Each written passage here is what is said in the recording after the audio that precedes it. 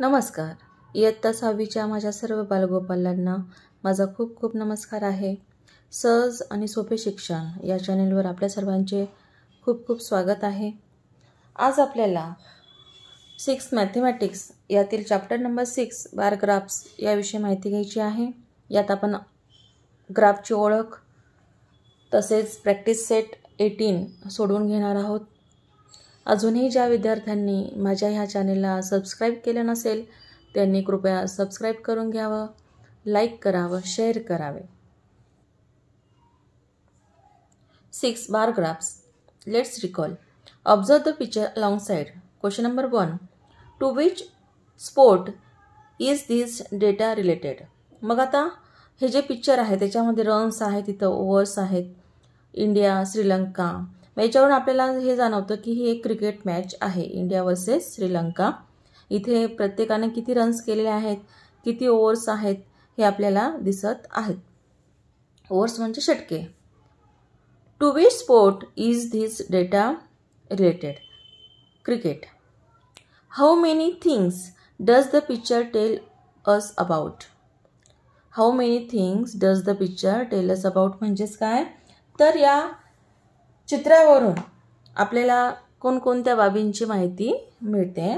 First, cricket match between India and Sri Lanka. Second, runs and overs. Third, what shape has been use in the picture to represent runs? मग या ठिकाणी बघा काय दाखवले, हे असे कॉलम आहे, त्यालाच आपण बार्स असं म्हणतो, त्यालाच मराठीत स्तंभ असे म्हटलं जातं. मग बार ग्राफ म्हणजे स्तंभालेख याविषयी आपल्याला इथं माहिती घ्यायची आहे. Page number 35. Example, a pictogram of the types and numbers of vehicles in a town is given below. Taking one picture is equal to 5 vehicles. Write their numbers in the pictogram. मग आता याचा meaning काय बघा. एका गावातील, town म्हणजे काय, गावातील वाहनांचे प्रकार, types of and numbers of vehicle म्हणजे वाहनांचे प्रकार आणि वाहनांची संख्या दर्शविलेली या चित्रलेखात दर्शविलेली आहे. आणि मग बघा, one picture is equal to 5 vehicle. मग हे एक चित्र म्हणजे काय, 5 व्हेकल, 5 वाहनं असं रिप्रेझेंट करतं. मग write their number in the pictogram. तर आता बघा, ही एक सायकल म्हणजे 5. मग 1 2 3 4 5 6 6. मग 6 multiply by 5 is equal to 30. मग बायसिकल किती झाल्या, 30. मोटरसायकल किती आहेत बघा, 1 2 3 4 5. 5 multiply by 5 is equal to 25. Auto rickshaw 1 आहे. मग 1 म्हणजेच किती असतील, 1 पिक्चर रिप्रेझेंट 5 व्हेकल्स. मग एक रिक्षा म्हणजेच 5. 1 multiply by 5 is equal to 5. Bullock carts 1 2 3. 5 5 5 is equal to 15 और 3 multiply by 5 is equal to 5 3 जा 15. It can take a long time to draw picture. Could we give the same data without using picture? बघा, मग आपल्याला खूप वेळ लागतो चित्र काढण्यासाठी किंवा पिक्टोग्राम काढण्यासाठी. मग चित्राशिवाय आपण हे सगळं दाखवू शकतो का? हो, आपण दाखवू शकतो. तेच आपल्याला ह्या प्रकरणात बघायचं आहे बार ग्राफच्या साहाय्याने. त्याच्या आधी आपण आलेख कागदाची ओळख करून घेऊ. Let's learn. Graph paper. मग ग्राफ पेपर बघा या पद्धतीचा असतो. Observe the graph paper shown here. There are some bold and some faint line. मग या बघा, काही बोल्ड लाईन्स आहेत आणि त्याच्यामध्ये या फेंट लाईन आहेत. ही अजून थोडीशी या लाईनपेक्षा थोडीशी फेंट आहे, पण ती बोल्ड आहे. The bold line show a certain big unit. This unit is divided into smaller units which are shown by faint lines. इथे या फेंट लाईन आहेत, तर हे बिग युनिट्स आहेत की जे बोल्ड लाईनने म्हणजे डार्क किंवा गडद रेषाने दाखवलेले आहे. आणि त्याच्यामध्ये पुन्हा या फेंट लाईन म्हणजे थोड्या प्रॉपर हाईटचे बार्स आपण त्या ठिकाणी ड्रॉ करत असतो, कॉलम्स ड्रॉ करत असतो.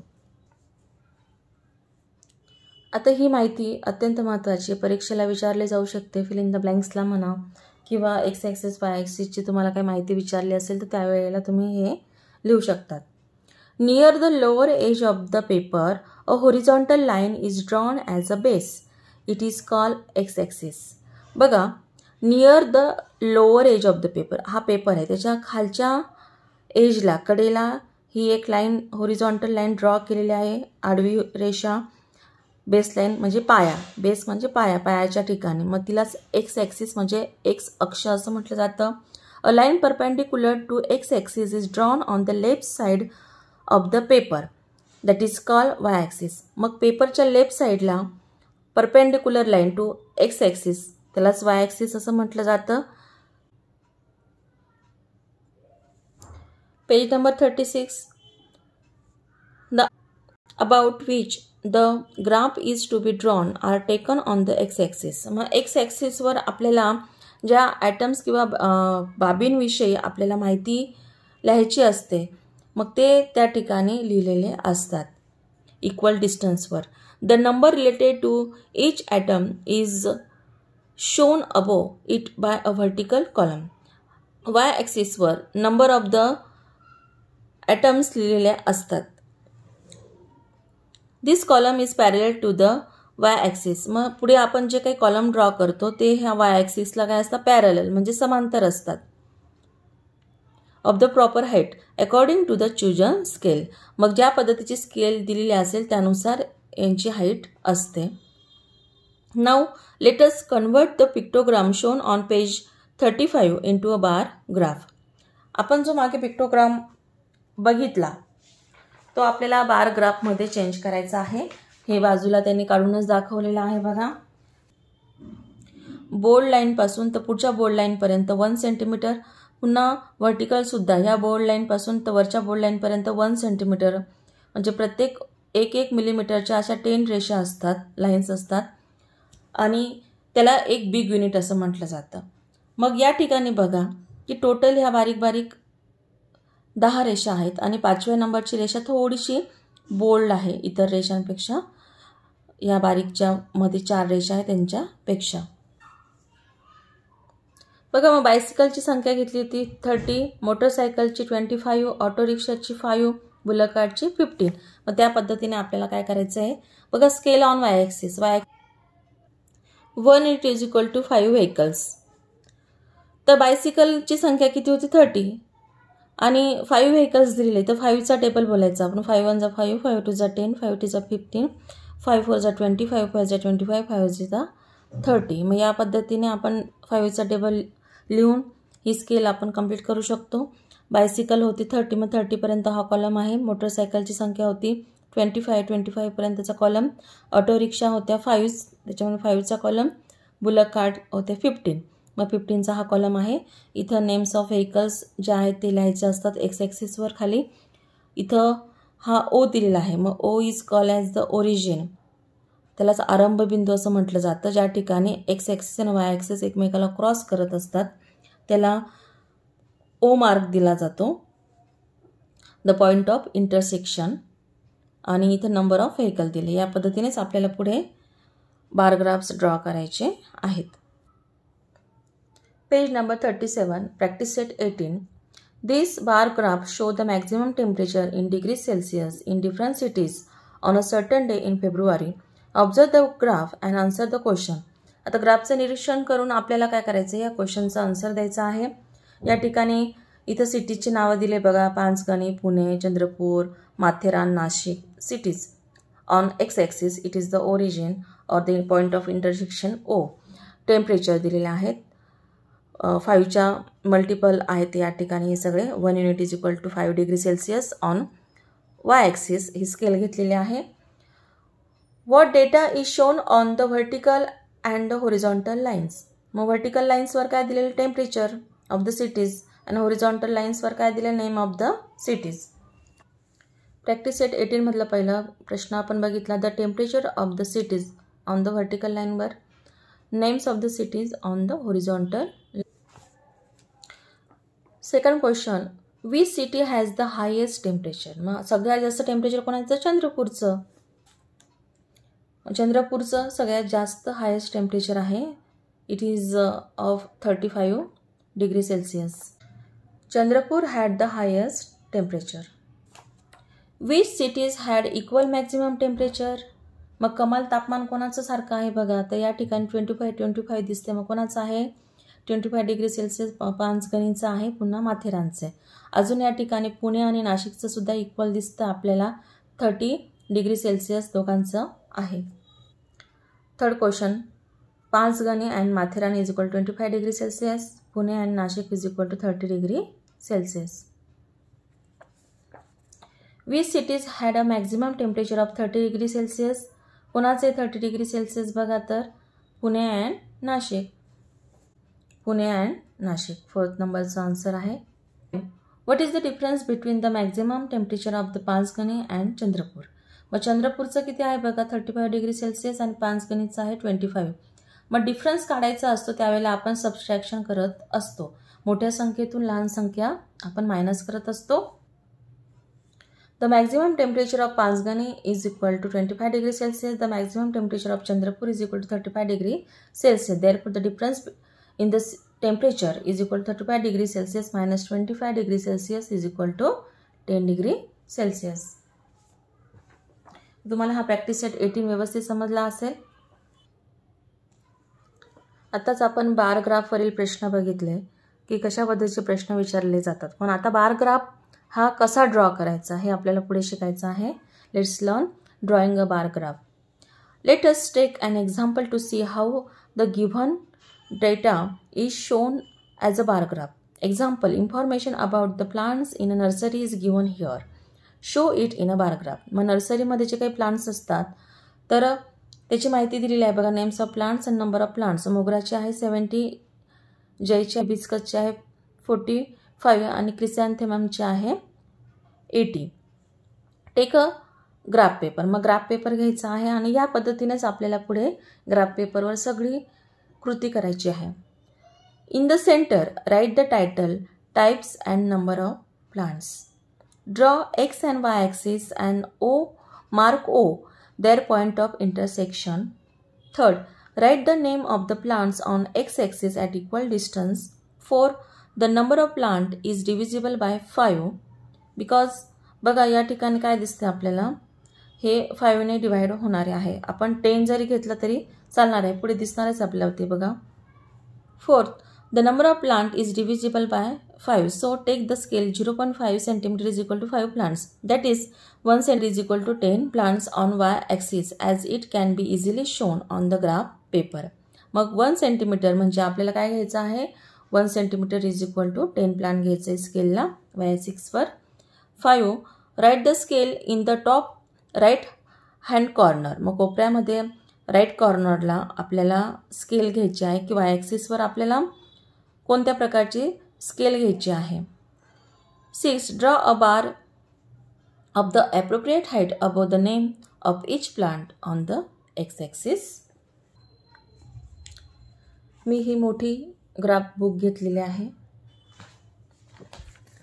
माझ्याकडे छोटी पण आहे, तर दोघांवर पण कशा पद्धतीने ग्राफ ड्रॉ करायचा हे मी तुम्हाला शिकवणार आहे. कारण सगळ्या विद्यार्थ्यांकडे सारखे पेजेस नसतात, त्यामुळे गोंधळ व्हायला नको म्हणून. आता आपल्याला जी सूचना केलेली आहे की खाली हॉरिझॉन्टल बेसलाईनला आपल्याला काय घ्यायचं आहे, एक्स ॲक्सिस ड्रॉ करायचा आहे. आता आपली बुक मोठी असल्यामुळे आपण मध्येच इथं ब्रेक केलं तरी चालेल, आपण ॲरो दाखवून.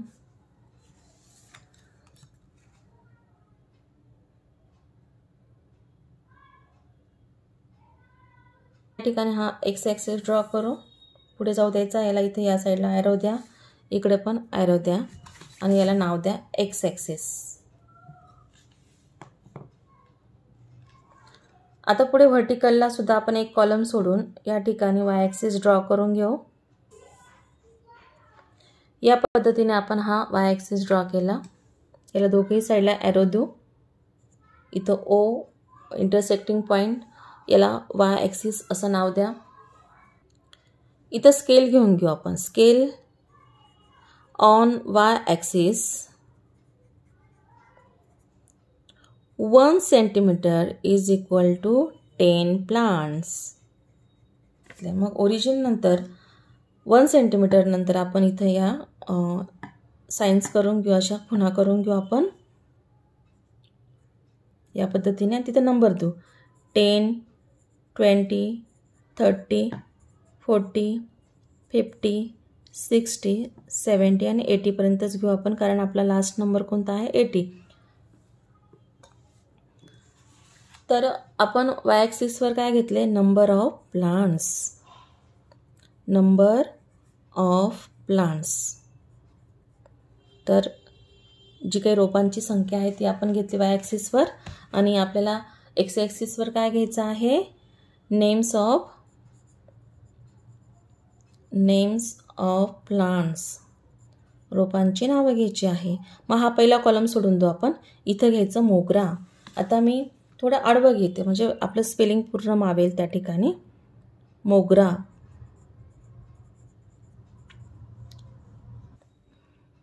जाई. थर्ड कॉलम घेऊ हिबिस्कस. फोर्थ क्रिसॅन्थमम.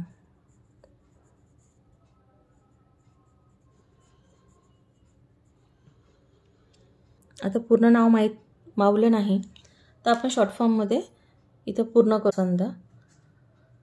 तर या पद्धतीने आपण x axis Y axis draw केलं, स्केल घेतलं. एक्स ॲक्सिसवर काय घ्यायचं, नंतर वाय ॲक्सिसवर नंबर ऑफ प्लांट्स आपण टाकलेले आहे. आता आपण काय करू, इथं ग्राफ ड्रॉ करू. मोगरा किती दिलेला आहे, 70. आता तुम्ही बुकमध्ये लक्ष द्या 37 पेज नंबरवर. तर मोगरा याचे प्लांट्स किती आहे, 70. मग 70 कुठे बघा, इथं. तिथपर्यंत आपण आपली लाईन ड्रॉ करायची.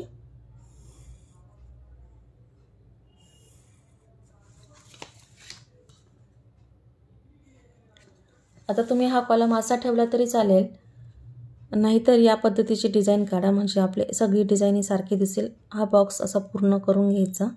काही जण अर्धवट करतात, कुठे कमी डिझाईन कुठे जास्त. सगळी डिझाईन जर द्यायची असेल तर सगळी सारखी दिसले पाहिजे, नसेल तर नाही दिली तरी चालेल. आता पुढच्या बारला मी देणार नाही, हे फक्त तुम्हाला दाखवण्यासाठी केलं.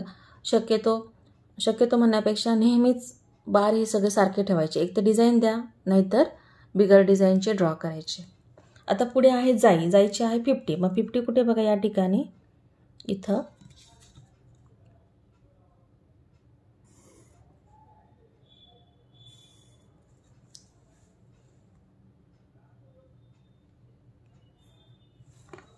आता मी डिझाईन काही काढणार नाही. हिबिस्कस 45. आता इथपर्यंत 40 बघा, वरती 5 लाईन्स, ही थोडीशी एक बोल्ड लाईन दिसते, तिथपर्यंत 45 होणार आहे.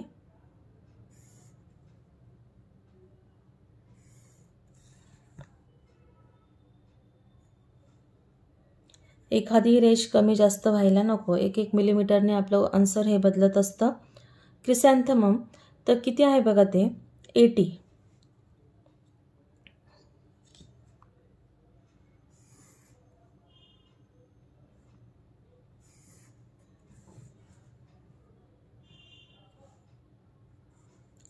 तर या पद्धतीने आपण वरती नंबर पण देऊ शकतो. इथं 70, 50, 45, 80 नाही दिले तरी चालणार आहे. तर तुम्हाला हा बारग्राफ व्यवस्थित समजला असेल.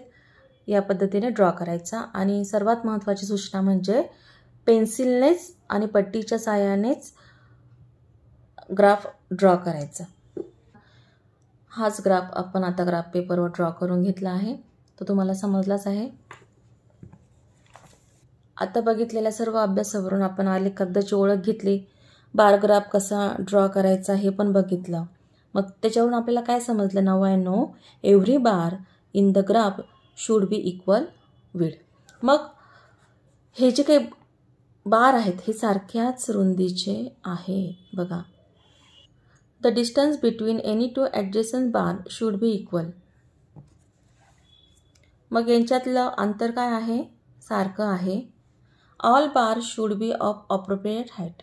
मग जे काही स्केल दिलेले आहे किंवा जेवढी रोपांची संख्या दिली त्या नंबरपर्यंत ॲप्रोप्रिएट आपण ग्राफच्या साहाय्याने बार हे ड्रॉ करू शकतो. तुम्हाला सर्वांना आलेख कागदाची ओळख म्हणजेच ग्राफ पेपरची ओळख, त्यानंतर बार ग्राफ कसा ड्रॉ करायचा हे सगळं समजलंच आहे. तुम्हाला माझा हा व्हिडिओ आवडला असेल तर माझ्या या सहज आणि सोपे शिक्षण यूट्यूब चॅनलला सबस्क्राईब करा, लाईक करा, शेअर करा आणि तुम्ही हा व्हिडिओ बघितल्याबद्दल धन्यवाद.